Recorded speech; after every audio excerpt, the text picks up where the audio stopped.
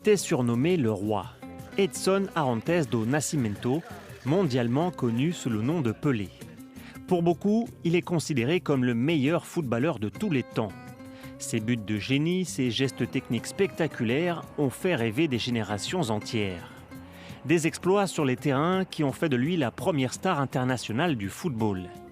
Une réputation construite dès l'âge de 16 ans, il signe son premier contrat professionnel avec son club brésilien de toujours, Santos. Un an plus tard, à 17 ans, le voilà déjà au sommet, champion du monde avec le Brésil en 1958. La légende est en marche. Viennent 2 autres victoires en Coupe du Monde en 1962 et 70. 3 titres qui font de Pelé le seul joueur triple champion du monde de l'histoire. Le roi approche alors de sa fin de carrière. En 1974, à l'âge de 34 ans, il annonce prendre sa retraite, puis revient sur sa décision devant l'offre financière alléchante des New York Cosmos. Plusieurs millions de dollars en échange d'une mission, développer le football aux États-Unis où ce sport est encore confidentiel. De 1975 à 1977, il remporte une fois le championnat américain et participe à de nombreux matchs de gala. Puis à 37 ans, Pelé décide de se retirer définitivement des terrains.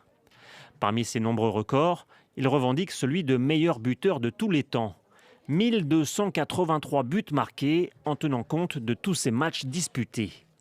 Il collectionne aussi les distinctions, élu joueur du siècle par la FIFA et athlète du siècle par le Comité international olympique.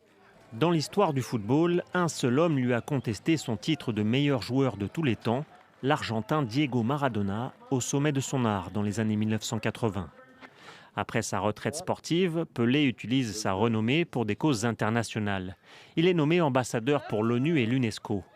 Il devient aussi brièvement politicien de 1995 à 1998 à la tête du ministère des Sports brésilien. L'après-carrière de Pelé est ensuite régulièrement rythmée par diverses tournées sponsorisées aux 4 coins de la planète, comme ici avec Kylian Mbappé en 2019. L'aura de Pelé est toujours intacte, même pour la jeune génération.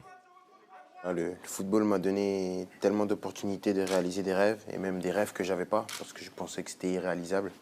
Et cette rencontre en fait partie. Mais avec l'âge et les nombreuses blessures durant sa carrière de joueur, les problèmes de santé se multiplient. Ses apparitions publiques deviennent de plus en plus difficiles. Je dois remercier Dieu pour ma santé et pour le fait d'arriver à cet âge encore lucide. À partir de septembre 2021, les hospitalisations deviennent mensuelles pour traiter un cancer du côlon. L'état de santé du roi Pelé était surveillé avec anxiété dans un pays où le football est une religion. Après l'annonce de sa disparition, le sport brésilien est devenu orphelin de son plus illustre représentant.